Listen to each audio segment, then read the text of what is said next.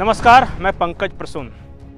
दोस्तों, 4 जनवरी को पूरे देश के लोग नए साल की छुट्टियां मनाने के बाद अपने अपने दफ्तरों की ओर रवाना हुए थे। लेकिन 4 जनवरी को ट्विटर पर एक तस्वीर आती है और तस्वीर थी प्रधानमंत्री नरेंद्र मोदी की। प्रधानमंत्री नरेंद्र मोदी लक्षद्वीप के दौरे पर हैं। वो बीच पर टहलते हुए नजर आते हैं और समंदर में गोते लगा रहे हैं। अब ये तस्वीर भारत में ट्रेंड करे वो समझ में आता है, लेकिन नरेंद्र मोदी की तस्वीर 2 अलग अलग देशों में वहां के टॉप ट्रेंड में शामिल हो जाए, इस बात से थोड़ा आश्चर्य हुआ। एक देश भारत से 750 किलोमीटर दूर है और दूसरा देश तो हजारों किलोमीटर दूर है। उन 2 देशों का भारतीय प्रधानमंत्री नरेंद्र मोदी के लक्षद्वीप दौरे से क्या रिश्ता है वो हम आपको बताएंगे, लेकिन उससे पहले आप हमारे चैनल को सब्सक्राइब कर लें, इस वीडियो को लाइक कर लें। दोस्तों, 4 जनवरी मैंने जानबूझकर ये नाम लिया।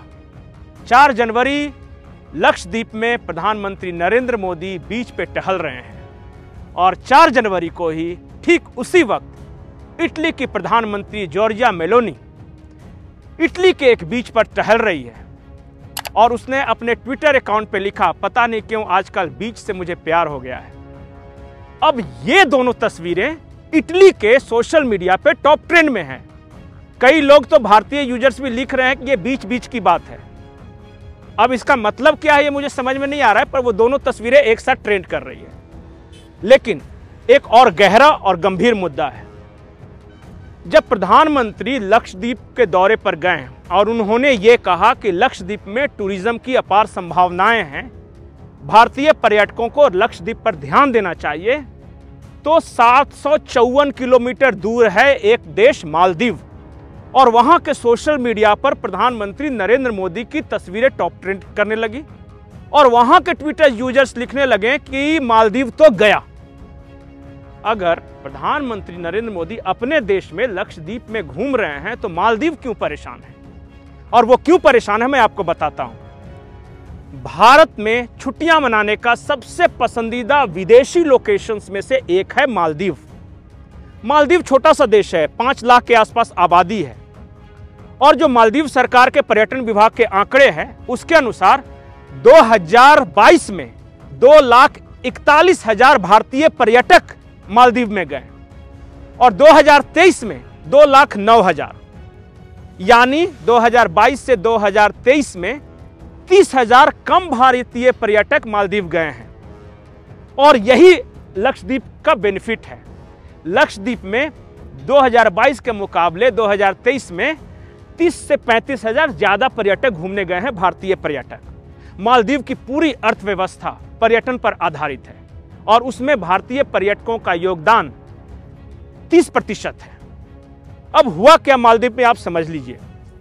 इससे पहले मालदीव की जो सरकार थी उसके प्रधानमंत्री थे अब्दुल्ला यमीन और वो थे भारत के दोस्त। और भारत के दोस्त होने की वजह से भारतीय नौसेना की एक टुकड़ी वहां एक हाइड्रो एक्सपेरिमेंट कर रही थी।